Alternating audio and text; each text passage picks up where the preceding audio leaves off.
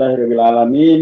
Assalatu wassalamu ala qaidina wa qudwatina wa ma'alina nabiyyina Muhammadin asyrafil anbiya wal mursalin wa ala alihi wa sahbihi wa man tabi'ahum bi ihsanin ila yaumiddin. Faqala Allah azza wa jalla fi kitabil aziz, a'udzu billahi minasyaitonir rajim. Alam tara anna Allah anzala minas sama'i ma'an fa akhrajna bihi thamaratin mukhtalifan alwanuha wa minal jibali judadun bidun wa humrun mukhtalifun alwanuha wa gharabibu sud wa minan nasi wad dawabi wal an'ami mukhtalifun alwanuhu kadzalik innama yakhshallaha min ibadil ulama innallaha azizun ghafur. Wa qala Rasulullah sallallahu alaihi wasallam innama bu'ithu mu'alliman wa khairukum man ta'allama al-Qur'ana wa 'allamahu. Sadaqallahul 'azim wa sadaqa rasuluhu an-nabiyul karim wa nahnu 'ala dzalika minal mu'minin.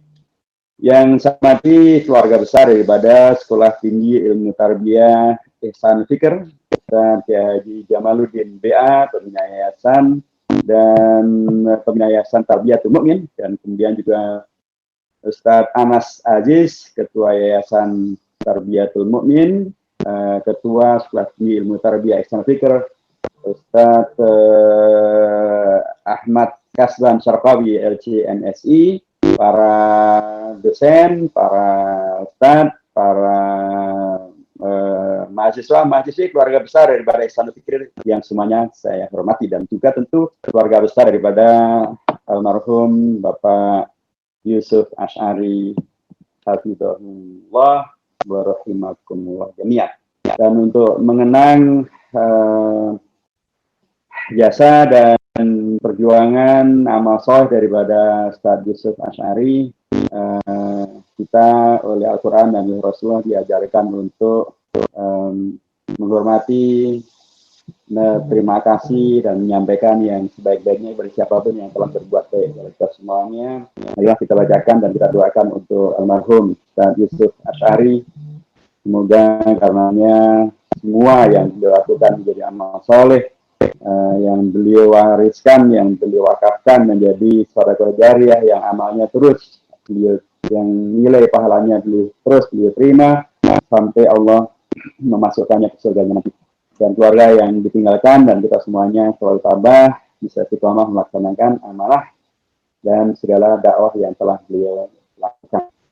Untuk beliau, ala hadiniyah wa ala kulli niyatin shalihah wa ila hadrati an-nabi al-mustafa al-fatihah. A'udzubillahi minasyaitonir rajim. Bismillahirrahmanirrahim. Alhamdulillahirabbil alamin arrahmanir rahim maliki yaumiddin iyyaka na'budu wa iyyaka nasta'in ihdinas siratal mustaqim siratal ladzina an'amta 'alaihim ghairil maghdubi 'alaihim waladdallin. Amin. Jazakumullah khairan dan terima kasih, dan saya harus sampaikan tahniah selamat untuk Sekolah Tinggi Ilmu Tarbiyah Ihsan Fikr yang telah mendapatkan pengakuan resmi dan izin resmi dari pemerintah sebagai pengakuan formal yang memang diperlukan. Kalau sekalipun masyarakat tentu sudah mengakui Ihsan Fikr dengan segala kinerja dan segala amal solehnya, tapi sebagai lembaga formal ya memang itulah aturan yang kita semuanya terikat dan mengikutinya. Alhamdulillah dan selamat. Mudah-mudahan bisa dijadikan sebagai pemicu untuk bisa menghadirkan lembaga pendidikan yang betul-betul ihsan dalam konteks fikr dan kemudian menghadirkan kemukminan dan atau para mukminin yang luar biasa hebat.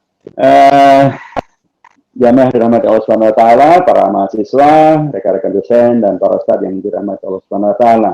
Tema yang saya dimintakan untuk menyampaikan pada siang hari ini terkait dengan peran strategis perguruan tinggi agama Islam di dalam menjaga NKRI. Dan tidak demikianlah halnya, di sana ada peran strategis, di sana ada perguruan tinggi Islam, di sana ada NKRI.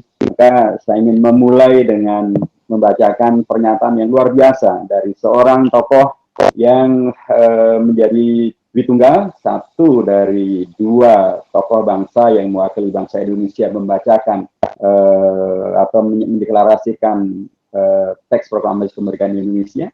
Beliau bukan dari Jawa memang, tapi beliau juga masih keturunan dari para kiai, para buya di sana di Padang atau di Sumatera Barat sekarang. Beliau adalah Dr. Andes Muhammad Hatta.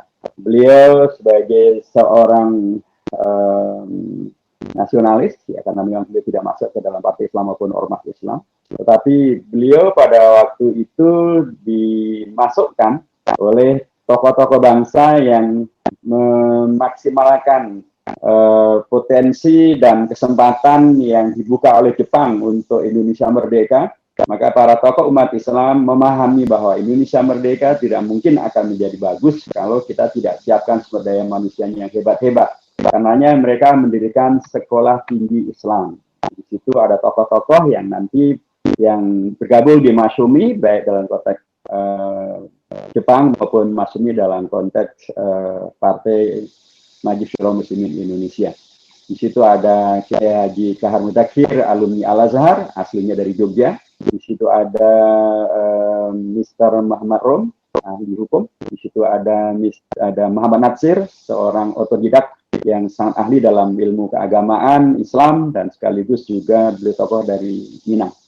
Tiga tokoh ini mendirikan sekolah tinggi Islam. Tapi kemudian karena visi mereka untuk memperjuangkan Indonesia merdeka, NKRI yang tetap terjaga, meningkatkan kualitas sumber daya manusia Indonesia, maka beliau libatkan seorang tokoh sekalipun bukan dari Masyumi, sekalipun bukan dari tokoh partai Islam, bukan tokoh dari ormas Islam, maka beliau dan satu lagi Kiai Haji Wahid Hashim dari NU, beliau Kiai Haji Wahid Hashim, Kiai Haji Kahar Mudzakkir dari Muhammadiyah, Kiai Wahid Hashim dari NU, kemudian Muhammad Natsir dari Masyumi, kemudian Mr. Muhammad Rom juga dari Masyumi, ditambahkan juga lah, dimasukkan juga lah Dr. Andes Muhammad Hatta. Dr. Andes Muhammad Hatta ini adalah seorang tokoh dari Minang, di Tunggal, dan Dr. Andes itu adalah gelar waktu itu, gelar yang dikeluarkan oleh Universitas di Belanda sebagai seorang yang beliau adalah ahli ekonomi. Nah, bahkan beliau menjadi ketua yayasannya. Jadi ketua yayasan untuk sekolah tinggi Islam, perguruan tinggi swasta terbesar dan yang paling pertama kali berdiri di Indonesia itu ternyata adalah Sekolah Tinggi Islam. Itu berdiri pada 8 Juli 1945. Jadi sebelum Indonesia merdeka, para tokoh bangsa ini dari NU, dari Muhammadiyah, dari Masyumi sudah mendirikan sekolah tinggi agama Islam dan kemudian melibatkan ketuanya bahkan Dr. Andes Muhammad Hatta. Nah, pernyataan Muhammad Hatta ketika berpidato dalam pendirian sekolah tinggi Islam ini luar biasa. Saya bacakan saja pernyataan beliau. Negara Indonesia merdeka menghendaki susunan masyarakat yang kuat.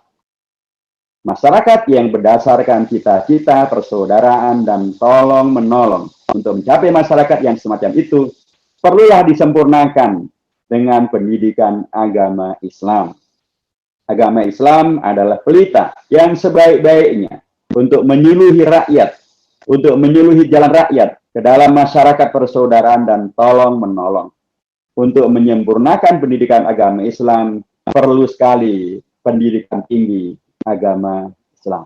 Luar biasa. Visi yang masih kokoh dan kuat, memukaddimahi menyertai akan lahirnya Indonesia merdeka, disiapkanlah sebuah lembaga pendidikan tinggi agama Islam untuk meningkatkan kualitas sumber daya manusia Indonesia yang muslim, untuk kemudian mengisi Indonesia merdeka, menjaganya menjadi Indonesia yang betul-betul badatun thayyibatun wa rabbun ghafur.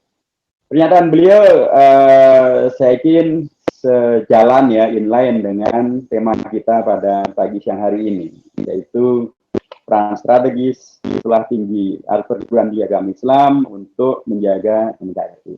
Dari mukadimah tadi saya kira sudah bisa diraba akan kemana pembicaraan saya. Pertama tentu kalau kita bicara dari yang paling mendasar, yaitu tentang relasi antara agama Islam dengan cinta kepada negara, cinta kepada negeri, cinta kepada kawasan di mana kita berada.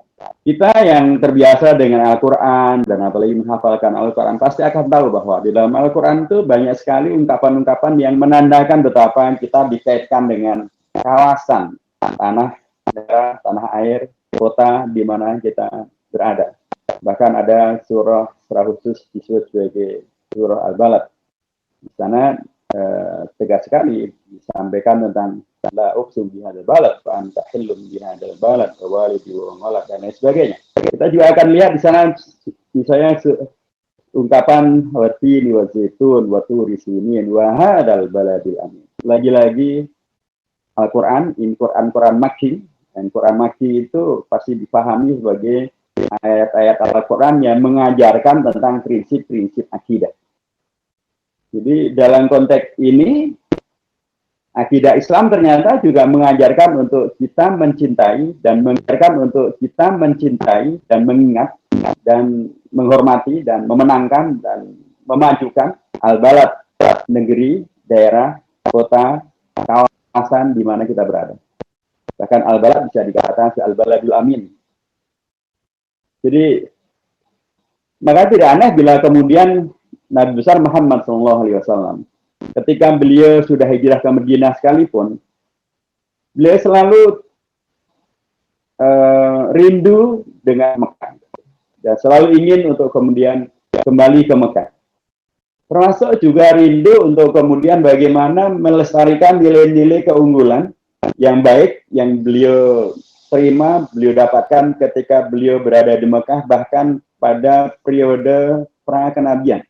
Sebelum beliau menjadi nabi, beliau pernah terlibat di dalam suatu koalisi yang disebut sebagai Hilful Fudul, koalisi kebajikan. Koalisi kebajikan ini adalah, Hilful Fudul ini adalah satu koalisi yang Rasul Muhammad waktu itu belum menjadi Rasul dan belum menjadi Nabi, Muhammad dilibatkan oleh paman-pamannya yang semuanya ya dalam tanda kutip belum beragama Islam ya, karena ini adalah pra-keislaman, pra-kenabian, untuk berada di pihak mereka melawan orang-orang Quraisy yang ada di Mekah. Tetapi Quraisy Mekah yang satu pihak ini adalah pihak yang mendolimi seorang saudagar, seorang pedagang dari Yaman yang datang ke Mekah untuk berdagang dan kemudian berkongsi dengan orang-orang Mekah, tapi kemudian didolimi, dikerjain sama musyrikin, sama orang-orang Mekah. Nah, orang dari Yaman ini mengadukan nasibnya kepada tokoh-tokoh Quraisy. Dan tokoh Quraisy kemudian terbelah menjadi dua. Ada yang kemudian membela orang Yaman ini, yang didolimi ini, ada yang membela pihak-pihak yang kemudian dalam tanda kutip telah melakukan dan ya katakanlah trik dan atau kejahatan dalam berbisnis dengan orang Yaman ini. Nah, Rasulullah diajak untuk bersama dengan paman-paman beliau yang membela orang Yaman yang didolimi ini, dan Rasulullah mengikuti, ikut aktif dan memenangkan. Hilful Fudul mengalahkan koalisi kejahatan yang dilakukan oleh musyrikin Quraisy.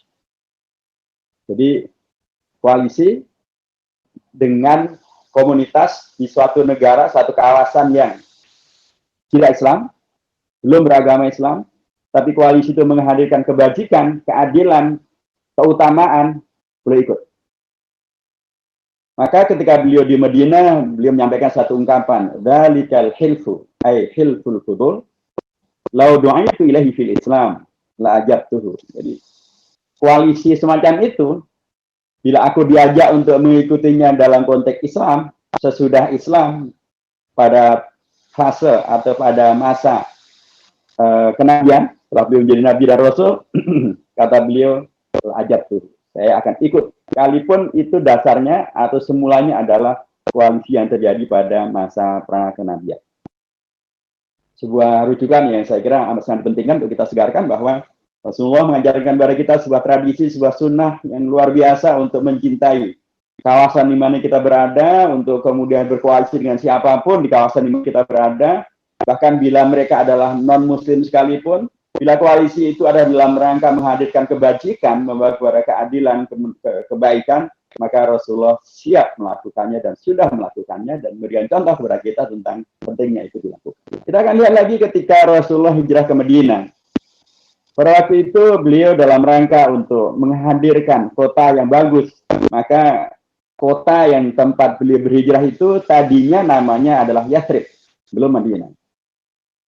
Nah, Yathrib itu ada satu ungkapan yang dekat dengan ungkapan Tarib. Ya, Tarib itu artinya ada rusak, rugi, tidak bagus lah gitu ya. Kemudian beliau rubah menjadi Al-Madinah, Al-Munawwarah atau Thayyibatu At-Thayyibah.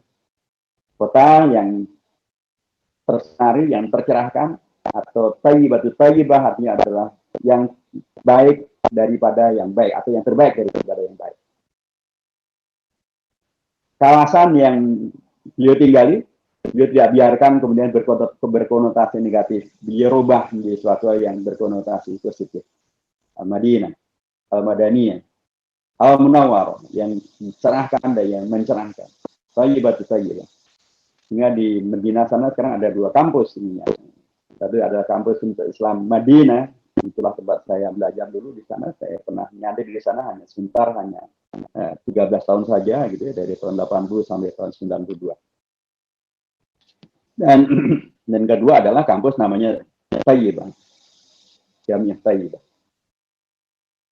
Dan dalam fase ini ketika Rasulullah pindah ke Madinah, beliau mengajarkan kepada kita bahwa kawasan yang di mana kita tinggal itu namanya kesannya dirubah dari yang negatif menjadi positif. Dan beliau melakukan satu hal yang dalam rangka untuk memastikan tentang yang positif, yang Madinah, yang Madaniyah, yang Thayyibah itu.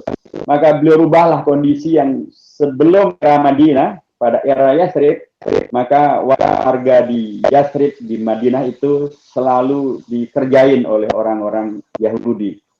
Diadu domba, dibikin tidak maju, ekonominya tergantung, pasarnya dikuasai oleh orang-orang Yahudi, sehingga orang-orang Arab semuanya tergantung dengan Yahudi, mudah diadu domba, mudah dikerjain, dan kemudian tidak punya power, tidak punya kekuasaan, ekonomi tidak punya kekuasaan, pasar tidak punya kekuasaan, teknologi tidak punya kekuasaan, opini tidak punya kekuasaan, semua dikuasai oleh orang Yahudi. Rasulullah kemudian merubah kondisi ini menjadi kondisi yang baru. Tempat di mana beliau tinggal sudah beliau rubah untuk maknanya tidak buruk supaya menjadi bermakna bagus. Tapi kemudian diisi juga dengan kegiatan yang bagus, karenanya beliau melakukan yang disebut sebagai Wasiqatul Madinah. Wasiqatul Madinah artinya adalah piagam Madinah. Apa itu piagam Madinah? Piagam Madinah adalah satu komunike, satu kesepakatan yang disepakati oleh Rasulullah dan para muhajirin dan ansar yang muslim tentu, dengan orang-orang Yahudi dari segala suku yang ada di Yahudi, dengan orang-orang Arab non-muslim dari segala suku yang ada di sana, dan mereka menyepakati satu piagam yang kemudian dalam konteks Indonesia sering disebut sebagai inilah Pancasilanya Indonesia. Satu fakta bagaimana Rasulullah memberikan kepada kita contoh tentang sebagai muslim, sebagai pimpinan muslim, intelektual muslim. Saya katakan intelektual karena Rasulullah ya dari awal dibimbing dengan Iqra bismi rabbikal ladzi khalaq.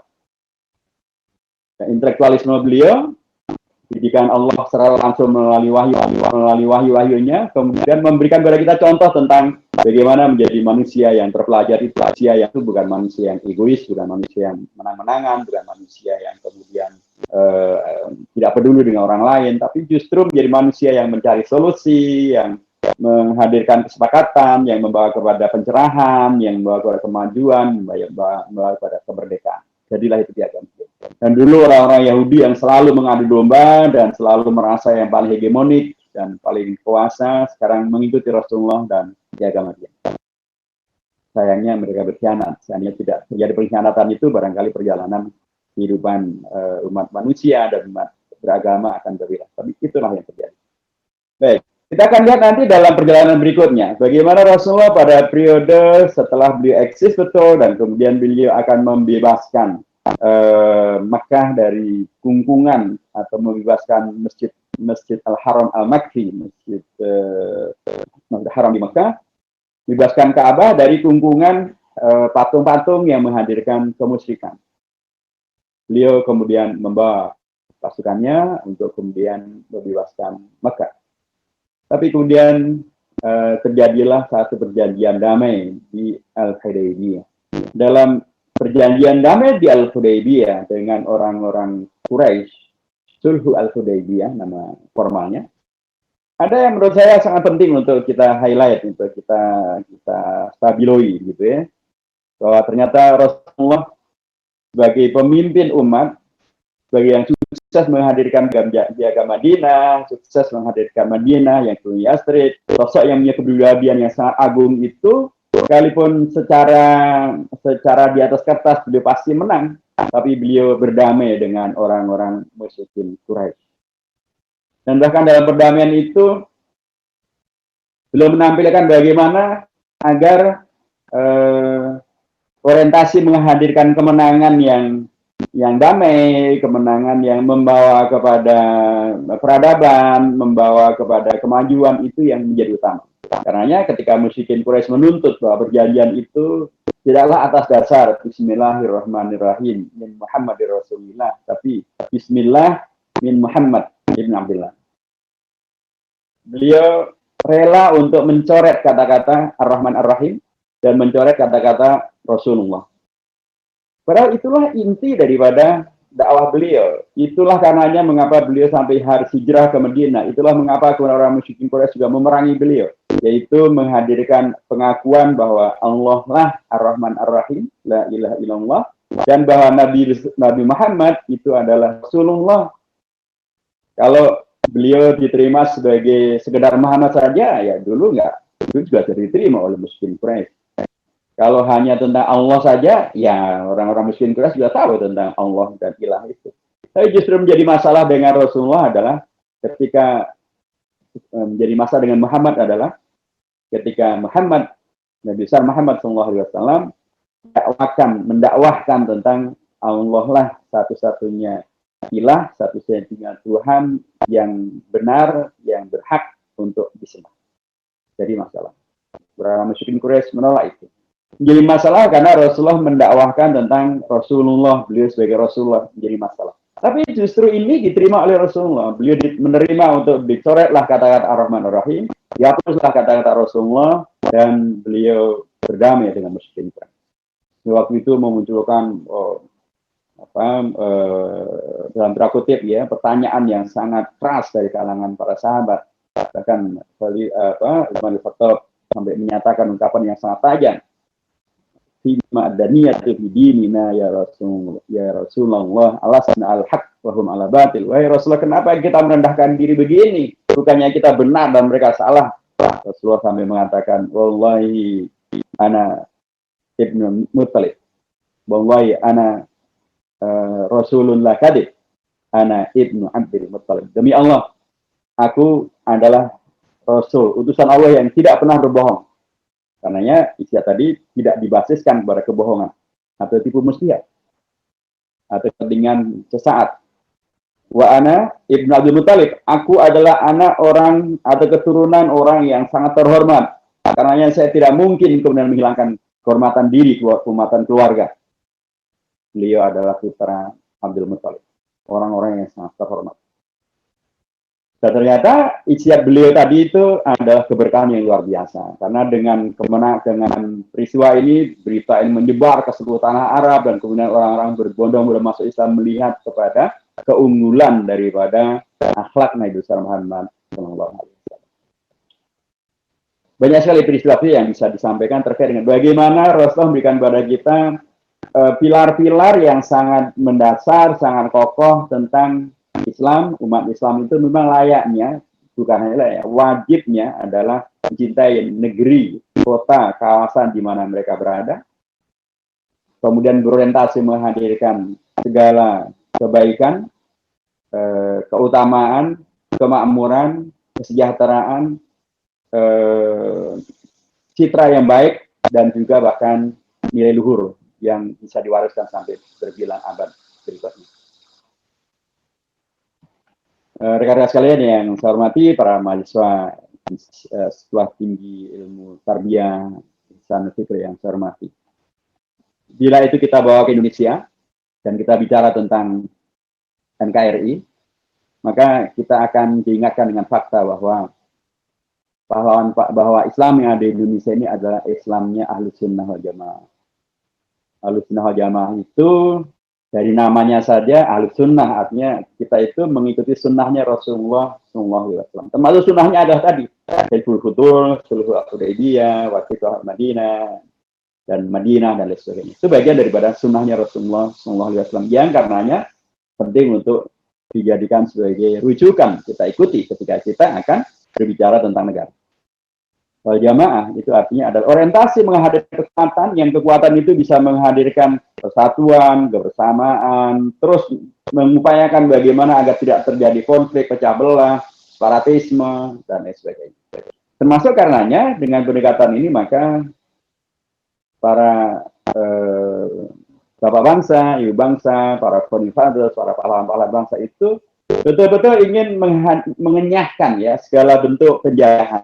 Sebagaimana dulu Rasulullah dengan caranya mengenyahkan penjajahan Yahudi terhadap Yathrib, terhadap Madinah, ya dari awal dengan membebaskan pasar, membebaskan sumur, dan kemudian membuat piagam Madinah, dan kemudian ketika kemudian orang Yahudi berkhianat, ya mereka diberikan sanksi hukum sehingga betul-betul Madinah menjadi bebas merdeka dari penjajahan asing Yahudi. Itulah yang terjadi dalam konteks Indonesia. Kalau kita lihat dari sebagian besar daripada pahlawan bangsa itu adalah Muslim. Ya, kita bisa lihat tahu sejak Sultan Babullah, kemudian Sultan Khairuddin, kemudian Sultan Hasanuddin, kemudian kalau di Sumatera tentu ada Imam Bonjol, dan kita di sini di Magelang gitu ya, tentu sadar karena semuanya tahu di sini ada kawasan atau desa namanya Tegarejo.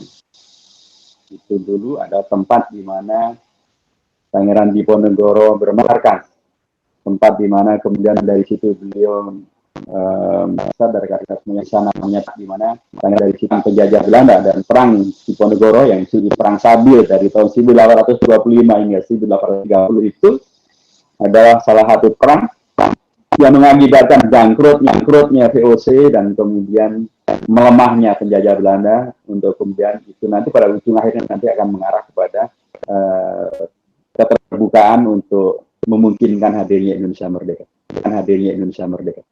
Saya kira bagus juga kalau program daripada STIP adalah juga napak tilas gitu sampai ke Tegarejo. Gitu.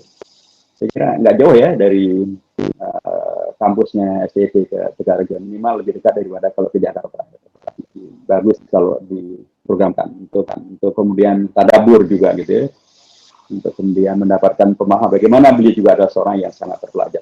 Pangeran Diponegoro. Nanti kita akan lihat bahwa pada era kalau itu adalah pada era sebelum abad ke-20 ya, sebelum tahun 1900-an. Ketika sudah masuk ke abad ke-20 tahun 1900-an ke atas, maka perjuangannya para tokoh bangsa ini dalam rangka cinta bangsa dan negara berubah menjadi perjuangan melalui jalur politik, melalui jalur keormasan.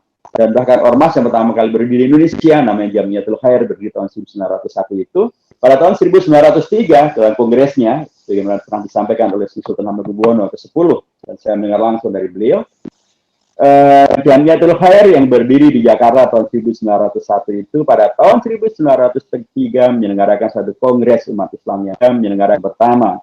Salah satu intinya adalah menegaskan bahwa membiarkan tanah-tanahnya umat Islam dijajah oleh kafir Belanda, membiarkan Indonesia karenanya dijajah oleh kafir Belanda, hukumnya adalah haram. Dan Jamiatul Khair adalah satu organisasi pertama yang anggota-anggotanya itu nanti akan menjadi orang yang sangat luar biasa. Jamiatul Khair yang organisasi yang sangat mementingkan masalah sosial, termasuk juga masalah pendidikan, termasuk masalah dakwah. Anggota-anggotanya adalah orang-orang yang hebat-hebat. Anggotanya ada Kiai Haji Ahmad Dahlan. Nanti beliau akan menjadi anggota Budi Utomo dan nanti akan mendirikan Muhammadiyah. Anggotanya juga ada Kiai Haji Wahab Hasbullah yang nanti juga akan mendirikan Nahdlatul Ulama bersama Kiai Haji Hasyim Asy'ari. Anggota beliau ada juga namanya Haji Umar Said Dr. Aminoto yang nanti akan mendirikan Syarikat Islam yang merupakan guru daripada seluruh tokoh-tokoh bangsa. Bung Karno berguru pada beliau, Haji Agus Salim berguru pada beliau, dan lain sebagainya. Jadi ketika kemudian umat Islam berorientasi kepada perjuangannya kepada jalur ormas maupun jalur orpol, maka orientasinya adalah tetap bagaimana agar Indonesia ini menjadi negeri yang merdeka.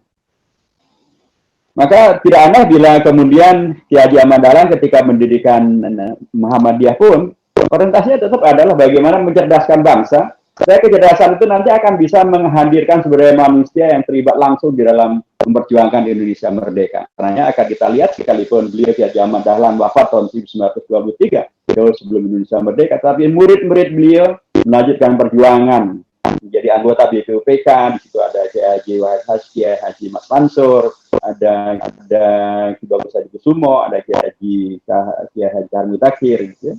nanti juga menjadi anggota dari Panitia 9, menjadi anggota PPKI, menyemangati tentang dasar negara Pancasila, menyelamatkan Pancasila. Banyak sekali murid-murid daripada Kiai Haji Ahmad Dahlan. Jadi dari organisasi yang orientasinya kepada pendidikan, sosial, dakwah, kemudian menghadirkan sumber daya manusia yang unggul, yang hebat-hebat, orang-orang yang sangat terpelajar. Banyak terpelajar karena mereka belajar di pesantren dan atau di Al-Azhar seperti Haji Hamzah Zakir, maupun terpelajar karena belajar di Indonesia, di pesantren-pesantren tradisional di Indonesia seperti Ki Bagus Hadi Kusumo atau Ki Haji Mas Mansur yang belajar di Surabaya dan kemudian juga belajar di Mekah bersama dengan Ki Haji Ahmad Dahlan. Ki Ahmad Dahlan menyiapkan ya sumber daya manusia untuk nanti terlibat di dalam memerdekakan Indonesia dan menjaga agar Indonesia merdeka itu sekaligus dalam dirinya ada nilai-nilai keislamannya, tapi sekaligus juga nilai-nilai kebangsaan yang tidak bertentangan dengan nilai-nilai keislaman. Itulah yang kemudian nanti terpikir di dalam Pancasila. Jadi kerangka ini sangat dipentingkan. Memahami bahwa ada sejarah yang kemudian membingkai kita, bahwa tidak ada jarak, ya, tidak ada sekat antara kita sebagai Muslim, sebagai intelektual, sebagai aktivis, sebagai kalangan muda terpelajar, dengan kita sebagai Indonesia, kita sebagai warga negara Indonesia, kita sebagai yang kemudian memperjuangkan Indonesia dan melanjutkan perjuangan untuk Indonesia dan menyelamatkan Indonesia supaya tidak dibawa lari dan atau dirampok oleh begal siapapun juga. Kita lihat teman daripada Kiai Haji Ahmad Dahlan adalah Kiai Haji Hasyim Asy'ari. Beliaulah yang mempelopori ungkapan hubbul watan minal iman. Dan itu bahkan menjadi satu nasyid ya yang digubah oleh Kiai Haji Hasanullah. Hubbul watan minal iman. Yakini sebagai sebuah ideologi untuk bagaimana mempertautkan antara beragama kita, berislam kita dengan berindonesia kita.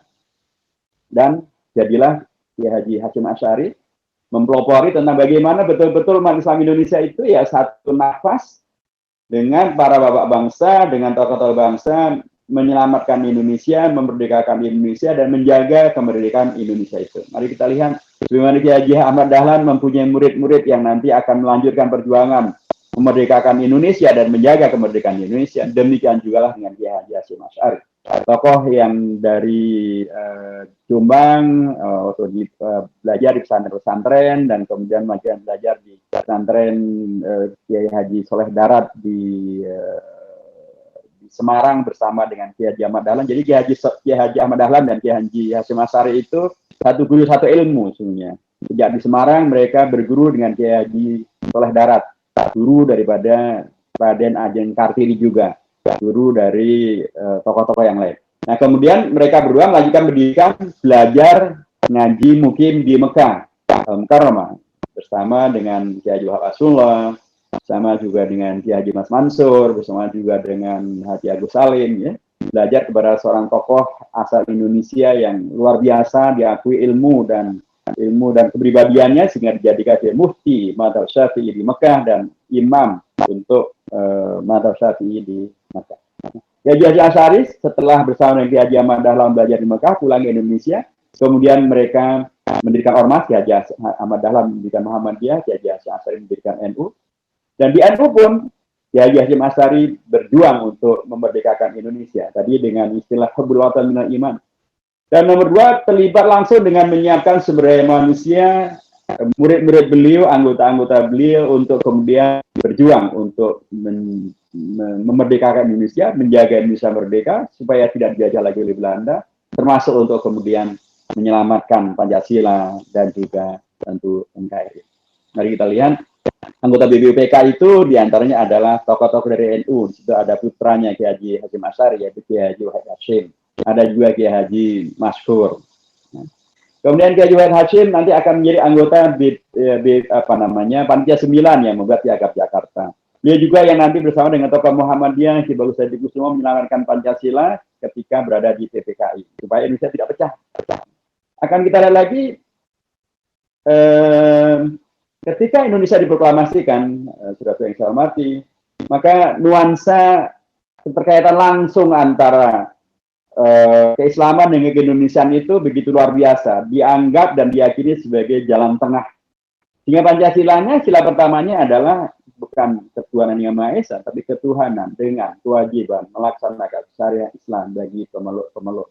Itulah jalan tengah yang disepakati oleh Panitia 9, yang di sana ada 4 tokoh dari kalangan kebangsaan non-agama dan 1 kebangsaan agama Kristiani dan 4 kebangsaan agama Islam. Mereka sepakat itu. Tapi kan ada yang menolak pada tanggal 17 Agustus malam, dan mereka mengancam bahkan akan keluar dari Indonesia kalau 7 kata itu tetap dicantumkan di sana. Kemudian Muhammad Hatta menemui 4 tokoh umat Islam, 1 dari NU Kiai Wahid Hashim, 1 dari Muhammadiyah Ki Bagus Hatikusuma, 1 dari Partai Islam Mr. Kasmasimo Dimejo, dan 1 dari tokoh Indonesia Barat Mr. Toko Muhammad Hasan.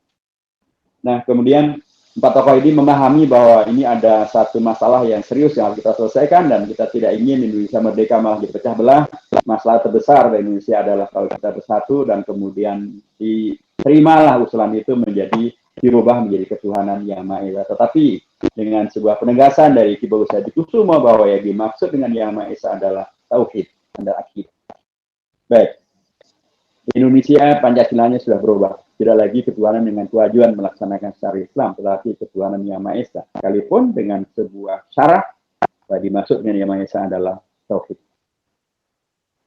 Apakah kemudian tokoh-tokoh umat Islam kemudian, ya sudah, ini Indonesia kita, NKRI ini sudah menjauh dari Islam, karenanya biarin aja dijajah sama Belanda. Ternyata tidak. Kita akan lihat bahwa pada peristiwa tadi, perubahan tadi adalah 18 Agustus. Pada tanggal 22 Oktober, jadi hanya sekitar 2 bulan ya, 2 bulan 1 minggu atau 2 bulan 5 hari setelah Indonesia diproklamasikan, Belanda mendompleng sekutu dan ingin menjajah kembali Indonesia. Nah, bila kemudian NKRI sudah bukan yang diinginkan umat Islam, maka perkiraan saya mustahil para ulama mau untuk kemudian tetap memperjuangkan di Indonesia. Tapi ternyata Kiai Haji Hashim Asy'ari mengumpulkan para ulama di Jawa Timur dan Madura, dan kemudian dari Surabaya yang buat fatwa yang disebut dengan resolusi jihad dikumandangkan tanggal 22 Oktober, yang isinya adalah, yang pertama adalah membela dan mempertahankan kemerdekaan Indonesia, diproklamasikan tanggal 17 Agustus dari kemungkinan dijajah kembali oleh Belanda. Hukumnya adalah fardu ain, dan tentu mahasiswa STIP Nisan Fikir paham mana daripada fardu ain bagi mereka yang berada di masa satu pasar di Surabaya dan sekitarnya. Dan siapapun yang meninggal, gugur dalam perjuangan mempertahankan kemerdekaan Indonesia dari kembali oleh Belanda, kafir Belanda, hukumnya adalah dia mati syahid sebagai syuhada. Dan siapapun yang mengkhianati perjuangan bangsa dengan logika ini, maka dia boleh dihukum mati. Ini menghadirkan sebuah heroisme yang luar biasa. Para santri nanti berlaskar santri, laskar sabidillah, laskar mujahidin, dan bahkan kalangan muda di bawah pimpinan Bung Tomo akan menggelorakan perjuangan RRS Surabaya, dan kemudian menegakkan Allahu Akbar, Allahu Akbar, Allahu Akbar, merdeka. Dan pada tanggal 10 November dikalahkanlah Belanda sekutu, dan bendera merah putih biru diturunkan, dikerek turun, dan kemudian birunya dicopot, disobek, dibuang ke tanah, dan kemudian merah putihnya disebarkan ke tanah. Jadi Kiai Haji Hashim Asy'ari dengan hubul watan dengan imannya itu bahkan memfatwakan ketika Indonesia berubah menjadi ketuhanan yang Maha Esa, fatwanya adalah wajib fardu ain mempertahankan kemerdekaan Indonesia dari kemungkinan dijajah oleh Belanda. Ini yang juga nanti akan berlanjut di tokoh-tokoh Islam yang lain. Nanti di Jogja tanggal 7 November ada Kongres Umat Islam yang pertama. Jogja tentu mayoritas beragama, organisasinya adalah Masyumi atau Muhammadiyah gitu ya, dan kemudian mereka ternyata mendukung fatwa jihadnya Kiai Haji Hashim Asy'ari.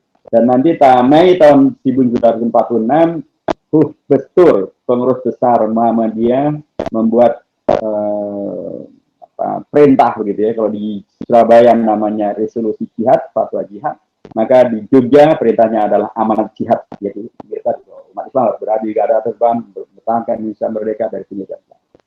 Jadi dari pendekatan ini rekan-rekan sekalian menjadi sangat jelas bahwa umat Islam memang oleh para tokoh bangsa, oleh para ulama, oleh para aktivis, oleh para politisi Islam gitu ya, para terdidik umat Islam diberikan sebuah guidance bahwa Indonesia kita ini adalah warisan perjuangan mereka. Mereka yang belajarnya sama di Al-Azhar, belajar di pesantren-pesantren, mereka aktif di Ormas, mereka aktif di Parpol, mereka satu kata. Indonesia dimerdekakan dengan nilai-nilai yang mereka perjuangkan, ada Piagam Jakarta, ada Pancasila, ada Undang-Undang Dasar, termasuk ada NKRI. NKRI ini lagi-lagi pun juga adalah hasil perjuangan tokoh umat Islam. Jadi pada tanggal 18 Agustus tahun 45 disepakatilah oleh PPKI Undang-Undang Dasar 45. Dalam Undang-Undang Dasar 45 itu di bab 1 pasal 1 ayat 1 ditegaskan tentang Indonesia yang kita dirikan itu bukan negara bentuknya kerajaan, bukan juga negara federal, tapi adalah negara kesatuan Republik Indonesia. Nah, tapi Belanda tidak suka dengan ini. Belanda ngaco dan mengacak-acak Indonesia dan kemudian nanti bahkan melakukan agresi militer, menangkap para pimpinan Indonesia dan bahkan nanti membentuk satu konferensi Kerja Bundar di Den Haag tanggal 27 Desember tahun 49 dan menyatakan mengakui Indonesia merdeka adalah dalam bentuk Republik Indonesia Serikat, bukan NKRI. Dan dirubahlah Indonesia dari NKRI menjadi RIS. Diubahlah Undang-Undang Dasar dari UUD 45 menjadi UUD RIS. Dan berlakulah itu. NKRI sudah almarhum, sudah dikubur sama Belanda. Siapa yang mengembalikan NKRI ke Indonesia? Itulah tokoh Partai Islam, ketua fraksi Partai Masyumi di DPR RIS. Melalui pidato beliau masih integral, disampaikan tanggal 3 April tahun 50, dan kemudian beliau sudah komunikasi dengan pimpinan Partai Katolik, Partai Kristen, partai-partai dari yang paling kanan hingga paling kiri, dan semuanya sepakat dengan apa yang akan disampaikan oleh Muhammad Nasir, dan kemudian beliau menyampaikan pidatonya, dan kemudian diterimalah pidato itu, dan kemudian pada tanggal 17 Agustus tahun 50, Indonesia diproklamasikan tidak lagi menjadi RIS, tetapi menjadi NKRI. Jadi, menjadi NKRI, sekali lagi juga adalah warisan sejarah, warisan perjuangan, jihad, ijtihad, mujahadah, tadhiyah, dan musyawarah daripada tokoh-tokoh umat Islam. Menjadi sangat sewajarnya bila dari ini semuanya, maka para generasi muda yang sekarang memahami sejarah ini untuk kemudian melanjutkan. Karena dari sejarah ini nampak betul bahwa pertama mereka adalah orang-orang dengan keimanan dan ilmu agama yang luar biasa. Belajarnya sampai luar biasa, sangat jauh. Tapi juga ada belajar dari Indonesia, tapi kualitas daripada pemikiran mereka, pemahaman agama mereka begitu luar biasa mendalam. Mereka dengan segala keterbatasannya bisa melakukan itu. Mereka juga adalah orang yang terpelajar, yang keterpelajaran itu memungkinkan mereka kerjasama dengan seluruh pihak. Karena ketika membuat sekolah tinggi Islam, mereka tidak ragu untuk menyertakan Dr. Andes Muhammad Hatta, sekalipun beliau latarnya bukan dari organisasi Islam, latar pendidikannya pun dari ekonomi dari Belanda, dilibatkan dan menghadirkan sebuah mozaik dan sekaligus monumen yang luar biasa. Jadi mereka biar terpelajar harus menjadi penyemangat Anda semuanya. Mereka dengan segala keterbatasannya bisa menjadi begitu luar biasa terpelajar. Haji Agus Salim itu otodidak, belajar sendiri, tapi beliau luar biasa ilmu pengetahuannya, wawasannya, termasuk penguasanya pada bahasa asing, tidak kurang dari 7 bahasa yang beliau kuasai. Generasi sekarang ya dikuasai, ada bahasa Jawa, ada bahasa Indonesia gitu. Jadi gitu bahasa asing ya alhamdulillah bahasa Arab bisa. Apa itu Ustaz? Bismillahirrahmanirrahim. Alhamdulillahirabbil alamin. Assalamualaikum innalillahi wa inna ilaihi raji'un. Semua bahasa Arab benar. Tapi para bangsa ini memberikan kepada kita sebuah matlamat ya, sebuah maklam, sebuah gaiden bahwa sudah sangat selayaknya lah bila kemudian generasi berikutnya pun meningkatkan ilmu pengetahuan agamanya, jangan kalah dari mereka, pengetahuan umumnya jangan kalah dari mereka, kemampuan untuk kemudian menghimpun bersama jangan kalah dari mereka, termasuk kemampuan untuk memenangkan perjuangan jangan kalah dari mereka, termasuk untuk kemudian menjaga NKRI jangan kalah dari mereka. Prinsip-prinsip ini ingin saya tegaskan untuk dan apalagi untuk STIT Ihsan Fikr yang berada di Magelang, yang tadi saya kaitkan dengan Pangeran Diponegoro dan perjuangannya di kawasan yang antum pasti juga hafal, yaitu di Tegarjo, dan sudah sangat wajarnya bila nilai-nilai kejuangan ini menyatu dan tidak terhilangkan. Apalagi dengan pendirinya adalah Pak almarhum Bapak Ustadz Yusuf Asyari yang saya sangat kenal dengan beliau, dan beliau adalah senior saya yang sangat luar biasa membimbing semuanya. Nama Ihsanul Fikr itu sendiri adalah sebuah nama yang luar biasa yang menantang Anda semuanya untuk, karena ini bukan sekedar nama biasa. Ihsan adalah bukan sekedar Islam, bukan sekedar iman. Dia adalah sebuah tingkatan yang tertinggi, dan al-fikr adalah sebuah terminologi ungkapan yang sangat luar biasa. Baik, saya ingin lanjutkan. Bila demikian, maka tidak aneh bila mereka-mereka lah yang dari dahulu menjaga Indonesia tetap merdeka, berdaulat, menjadi NKRI, termasuk juga menolak upaya-upaya yang dilakukan oleh mereka-mereka ingin memecah belah Indonesia, maupun juga bahkan ingin merubah ideologi Indonesia menjadi PKI misalnya, atau komunisme misalnya. Jelas sekali berada di garda terdepan untuk menyelamatkan Indonesia dari penjajahan PKI itu adalah TNI bersama dengan umat Islam. Karena korban terbesarnya pun juga dari kalangan umat Islam. Di tahun 48 mereka melakukan pemberontakan di Madiun, korbannya adalah para tokoh-tokoh umat Islam, baik dari pesantren maupun juga dari para kiai, termasuk pesantren saya di Gondor, yang cabangnya ada di Magelang juga, ya, Jatuh Tiam maupun juga dulu Pabilan juga. Tahun 65 juga demikian, yang berada di garda terdepan untuk melawan PKI itu adalah ya selain TNI juga adalah umat Islam, terutama yang bergabung di Kokam Muhammadiyah dan di Bansar atau di JP Ansor. Mengapa mereka kemudian menolak PKI, menolak komunisme? Karena sekali lagi, ya PKI komunisme itu bertentangan dengan Pancasila dan bertentangan dengan NKRI, karena mereka berada di garda terdepan. Sehingga saya selalu sampaikan betul ada jas merah yang sekali-kali melupakan sejarah, termasuk jangan lupakan sejarah pengkhianatan PKI. Kalangan muda berhenti betul untuk memahami bahwa kondisi bila kemudian PKI dibiarkan menjadi memimpin mungkin akan menghadirkan tragedi, dan mungkin ya yang namanya Yayasan Ihsanul Fikr juga tidak akan ada, yang namanya STIT Ihsanul Fikr juga tidak akan ada, dan bahkan dakwah kita sekarang ini juga tidak akan ada, karena PKI anti itu semuanya. Nah, karenanya ungkapan jas merah menjadi sangat benar. Jangan sekali-kali hilangkan atau jangan sekali-kali melupakan atau menghilangkan sejarah, termasuk sejarah para tokoh tadi itu. Tapi saya sampaikan juga, seringkali kita tidak melupakan sejarah, tapi sejarahnya umat Islam dan tokoh umat Islam di dalam menjaga NKRI, menyelamatkan Pancasila, sering dilupakan. Karenanya saya sampaikan penting ada jas merah, tapi penting juga jas hijau. Apa itu jas hijau? Jangan sekali-kali hilangkan jasanya ulama, umara, dan umat. Umara termasuk para sultan, Sultan Hamengkubuwono ke-9 yang luar biasa membantu Indonesia merdeka. Nah, dengan latar sejarah ini, saya berharap kita mempunyai satu pijakan yang kokoh dan kuat untuk meningkatkan kualitas diri, sumber daya manusia Muslim, para mahasiswa, mahasiswi, para dai, para ustadz, untuk meningkatkan kualitas mereka, kualitas ilmunya, kualitas ilmu agamanya, kualitas ilmu umumnya, kualitas ilmu sejarahnya, kualitas sosialnya, kualitas kemampuan untuk berorganisasinya, kualitas penyelesaian masalahnya menjadi penting untuk ditingkatkan. Jas merah dan juga jas hijau. Supaya apa? Supaya melanjutkan warisan-warisan sejarah dan menjaga warisan sejarah yang telah dicontohkan oleh Rasulullah, termasuk juga oleh para bapak bangsa dan para tokoh-tokoh bangsa yang namanya tadi saya sebutkan.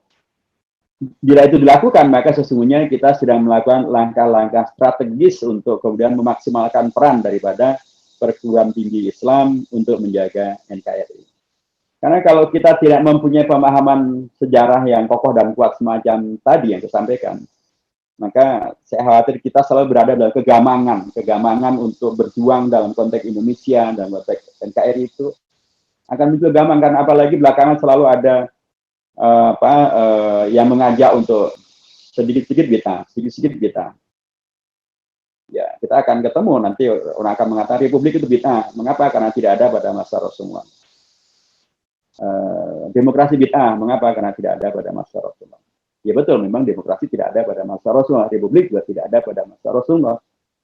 Justru kalau ada malah pertanyakan kalau memang tidak ada. Tapi pertanyaannya adalah apakah otomatis segala yang tidak ada pada masa Rasul otomatis menjadi bid'ah, dhalalah, wa kullu dhalalatin finnar?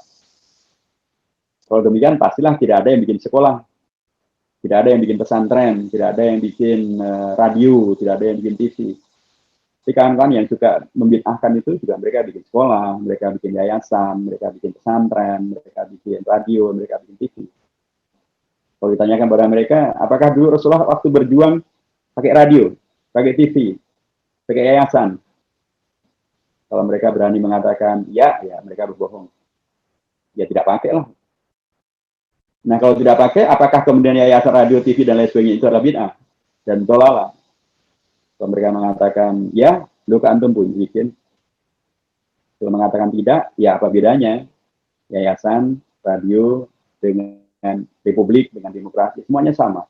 Semuanya adalah wasilah mubahah ya, yang masuk dalam kategori sebagai kul al-aslu fil asya'i al-ibahah illa ma dalla ad-dalil ala khilafi. Segala sesuatu itu prinsipnya adalah boleh, kecuali ada dalil mengatakan tidak boleh. Nah, kalau dalam konteks ibadah, al-aslu fil ibadah at-tahrim illa ma dalla ad-dalil ala khilafi. Demikianlah dalam usul fikihnya. Kalau yang terkait dengan ibadah itu prinsipnya adalah tidak boleh dulu kecuali ada dalil mengatakan boleh.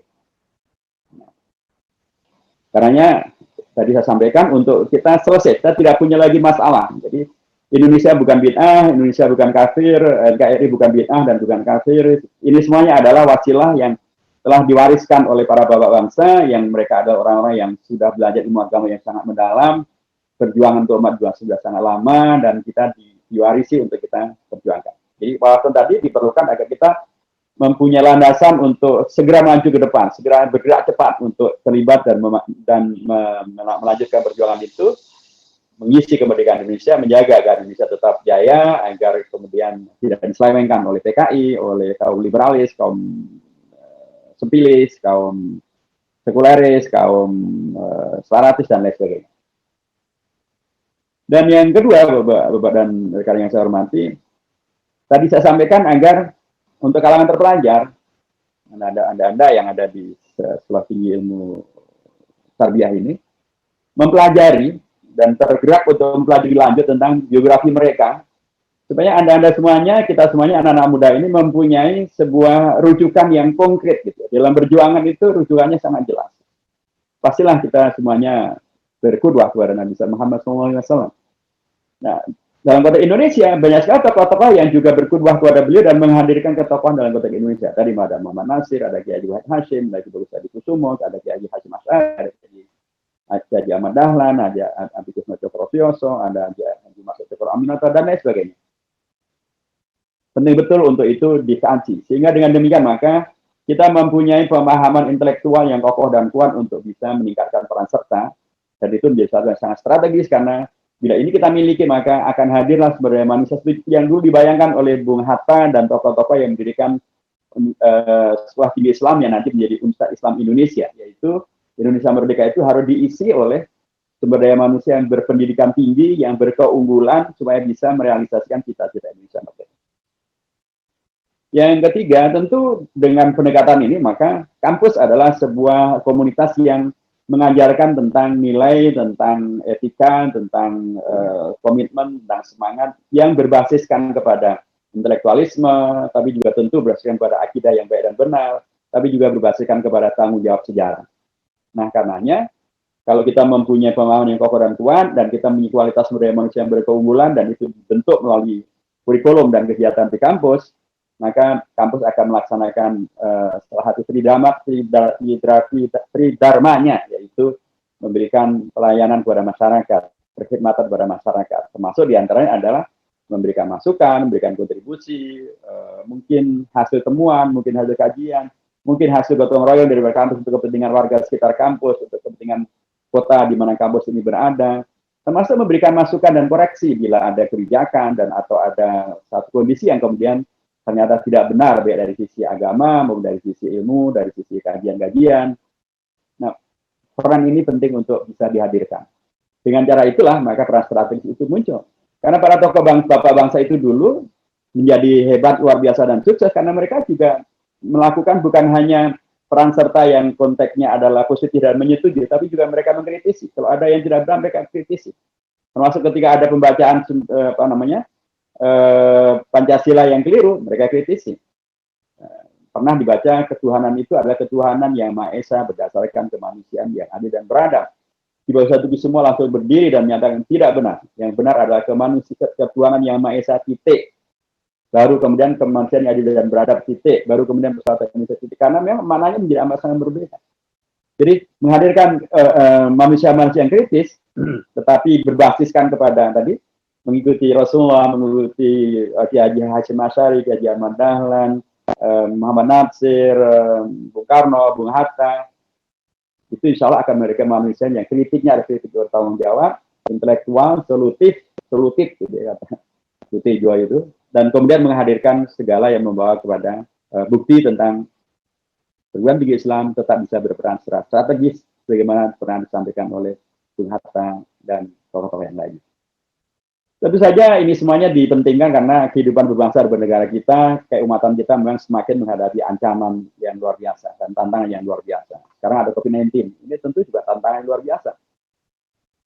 Kalau kita tidak sikapnya dengan sangat baik, ya bisa jadi musibah ini tidak hanya terkait dengan bencana darurat kesehatan, bisa jadi darurat akhlak, darurat moral. Betapa banyak sekarang kejadian-kejadian akibat dari COVID-19 ini, maka moralitas pun menjadi bejat ya. Hubungan antara bapak anak, ibu anak, bahkan dalam keluarga, betapa banyak sekali kejadian-kejadian yang sangat-sangat tidak bermoral.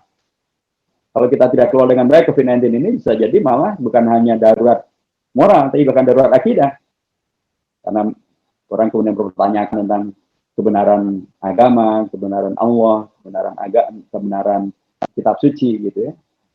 Ini semuanya tentu lebih berat dampaknya ketimbang sekedar darurat kesehatan. Karenanya menghadirkan manusia-manusia unggulan itu akan kemudian bisa menghadirkan kemampuan untuk mengatasi tantangan-tantangan dan ancaman-ancaman yang ada. COVID-19 misalnya, justru bisa dijadikan sebagai sarana bukan untuk memecah belah umat, bukan untuk menggerus akidah umat ataupun moralnya umat, tapi justru meningkatkan sumber daya manusia umat dari sisi kemampuan untuk melakukan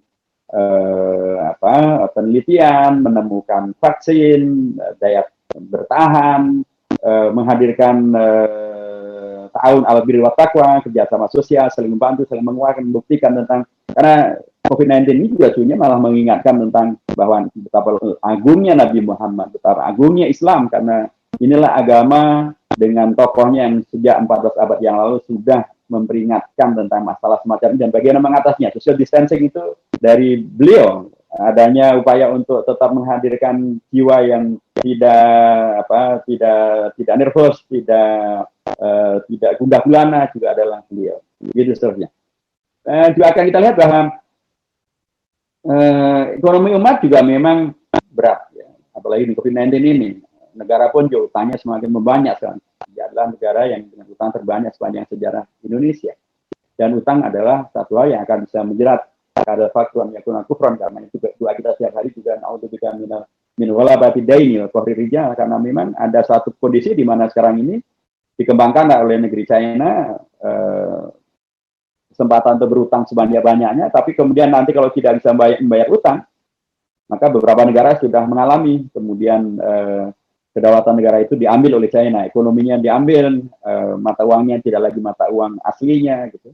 Proyeknya kemudian diambil oleh China sehingga pelabuhan-pelabuhannya pun juga menjadi milik China, gitu terusnya. Jadi, ini tentu juga tantangan yang harus bisa diatasi dan akan teratasi ketika tadi sumber daya manusia di kampus-kampus Islam, perguruan tinggi Islam, orientasinya seperti tadi, kemampuan bahkan untuk menghadirkan seorang Dr. Andes Muhammad Hatta, menghadirkan tokoh-tokoh yang hebat dalam bidang ekonomi untuk kemudian bisa menyelesaikan masalah bersama dengan tokoh-tokoh umat Islam. Juga kita akan lihat misalnya dalam kondisi ini, kemarin RUHIP misalnya, itu ada satu gambaran tentang bagaimana ada upaya untuk terus menggerus ketuhanan Yang Maha Esa, untuk melupakan orang dari ketuhanan Yang Maha Esa, untuk tidak mementingkan sila ketuhanan Yang Maha Esa, untuk melupakan tentang TAP MPRS nomor 25 tahun 66 tentang larangan PKI. Dan ini sangat bertemu dengan ide liberalisasi, Islamofobia, termasuk juga hal-hal yang kemudian terkait dengan COVID-19 yang saya sebutkan di depan. Nah, tantangan-tantangan ini dan ancaman-ancaman ini, bila kemudian perguruan tinggi Islam melakukan langkah-langkah strategis yang tadi di depan sudah saya sampaikan, maka insya Allah akan menghadirkan kesiapan dan penyiapan untuk hadirnya generasi muda yang bisa melanjutkan perjuangan dan mengisi kegiatan mereka dan mendapatkan kegiatan-kegiatan yang memungkinkan mereka untuk eksis, bahkan maju ke depan, menindaklanjuti apa yang sudah diwariskan untuk kemudian menjadi bagian dari yang menyelamatkan kehidupan berbangsa dan bernegara kita. Terima sekali Bapak dan rekan-rekan yang saya hormati, karena waktu kita sudah hampir habis ya, saya sampai jam 11. Maka generasi yang sekarang ini dengan pendekatan yang tadi pun sesungguhnya, karena kalau kita lihat dengan para tokoh bangsa tadi akan kita lihat bahwa mereka dari dulu sudah sangat mengglobal. Muhammad Hatta tamatan dari Belanda, Hasan Mutakhir tamatan dari Al-Azhar di Mesir. Kemudian Haji Agus Salim seorang yang otodidak tapi wawasannya sangat mengglobal, menguasai bahasa-bahasa dunia. Kemudian Dr. Muhammad Hatta ahli ekonomi, Insinyur Soekarno tamatan dari ITB, insinyur. Kemudian Mr. Muhammad Yamin, Mr. Ahmad Subardi, Mr. Ahmad Ramis, mereka adalah ahli hukum, sarjana hukum. Ada Kiai Bagus Hadi Kusumo, tamatan dari Pesantren, Kiai Haji Wahid Hasyim, tamatan dari Pesantren. Tapi mereka-mereka yang sudah sangat mengglobal itu, mereka menyadari globalisasi ada bagian yang tak terpisahkan, tapi mereka kemudian tidak menjadi korban daripada globalisasi. Tapi mereka justru bisa bagian daripada yang mengalahkan dan mengambil manfaat dari globalisasi untuk kemerdekaan Indonesia. Inilah yang juga harus diambil oleh mahasiswa di era milenial sekarang ini. Jadi jangan sampai justru sekarang eranya milenial tapi kondisi dan kualitas kita sangat lokal. Jangan sampai begitu. Karena justru dulu pada zaman kolonial saja kualitas mereka sangatlah mengglobal gitu. Sekalipun pendidikan mereka dari Indonesia, Haji Wahid Hasyim pendidikannya dari Tebu Ireng, dari Jombang, dari kualitas beliau mendunia. Di Bagus Hadi Kusumo, pendidikan beliau dari Jogja, tapi kualitas beliau mendunia. Begitu seterusnya. Nah inilah yang sangat dipentingkan supaya globalisasi yang ada dengan segala kompetisi yang terbuka, kompetisi dari sisi ekonomi, kompetisi dari sisi informasi, ilmu pengetahuan dan teknologi IT, termasuk juga karenanya kompetisi untuk mengisi peran-peran dan sejarah di tingkat global, itu menjadi amat sangat penting untuk betul-betul dipersiapkan, dikuasai. Dan tadi saya katakan bahwa ini bukan sesuatu yang mustahil, karena sudah dicontohkan oleh para bapak bangsa. Dan Ibnu Khaldun dulu pernah menyampaikan bahwa bapak sejarawan modern ini menyampaikan bahwa yang namanya sejarah itu adalah pengulangan. Dia menyampaikan at-tarikhu yu'idu nafsahu. Dulu bisa dilakukan, nanti juga bisa dilakukan. Dulu bisa sukses, nanti juga bisa sukses. Dulu gagal, nanti juga bisa gagal. Kapan? Bila sebab-sebabnya, faktor-faktornya diulangi kembali. Faktor sukses dulu akan bisa menjadi faktor sukses berikutnya kalau diulangi sebab-sebabnya. Faktor gagal dulu akan menjadi gagal berikutnya kalau diulangi kembali gagal-gagal. Tentu karenanya sebagai perguruan tinggi yang berorientasi pada tarbiyah dari Islamic Fikr, tentu yang akan diulangi bukan gagalnya, bukan salahnya, tetapi keunggulan-keunggulannya, kebaikan-kebaikannya, sunnah hasanahnya, dan itu semuanya ada bagian yang sangat penting untuk selalu bisa kita segarkan dan bisa kita hadirkan. Dengan pendekatan ini maka sangat wajar bila kita semuanya mengkritisi dan menolak wacana untuk menghapus mata pelajaran sejarah atau mata pelajaran agama. Karena bila sejarah dihapus dan pelajaran agama dihapus, kita tidak mempunyai tadi rujukan-rujukan untuk bergerak ke depan, menyelamatkan Indonesia, menjaga NKRI, melalui perguruan tinggi agama Islam yang berkualitas, itu kita akan hilang blank. Karena kita tidak tahu sejarah Indonesia itu seperti apa, kita tidak mengerti tentang agama itu menghadirkan apa, ternyata agama menghadirkan keunggulan-keunggulan yang luar biasa. Seperti yang dicontohkan Rasulullah dan para ulama-ulama tadi. Karenanya mudah-mudahan di Sekolah Tinggi Ilmu Tarbiyah Islamic Fikr ini, mata pelajaran tentang keagamaan betul-betul dikokoh kuatkan, tentang sejarah juga dikokoh kuatkan, tetapi sekaligus juga kemudian menghadirkan sumber daya manusia yang unggul, mahasiswa dan mahasiswa yang unggul untuk kemudian bisa melanjutkan peran sejarah, menjaga NKRI, dan bahkan merealisasikan tujuan berdirinya NKRI, yaitu menghadirkan Indonesia yang adil, makmur, yang berdaulat, Indonesia yang mensyukuri karunia Allah, Indonesia yang bahkan bisa mensejahterakan seluruh warganya, Indonesia yang bisa menghadirkan tingkatan kualitas pendidikan bagi masyarakatnya, dan bahkan Indonesia yang berperan serta menghadirkan kedamaian dunia dan ketertiban dunia. Dan itu semuanya tidak mungkin terjadi kalau sumber daya manusia muslimnya, sumber daya manusia Indonesianya bukan kelompok yang terdidik, yang terpelajar, dan apalagi yang tidak mempunyai wawasan tentang keindonesiaan dan keislaman. Cukup. Saya yakin STIT Islamic Fikr akan berada dalam posisi yang merealisasikan segala kebaikan yang telah diwariskan oleh para bapak bangsa dan ibu bangsa, yang kemudian akan menghadirkan sumber daya manusia berkeunggulan melalui STIP yang berkeunggulan, supaya kemudian bisa menghadirkan peran serta bukan hanya pada tingkat lokal nasional menjaga NKRI, tapi bahkan untuk mewujudkan cita-cita NKRI berperan serta pada tingkat yang mengglobal. Saya kira demikian. Barakallahu fikum.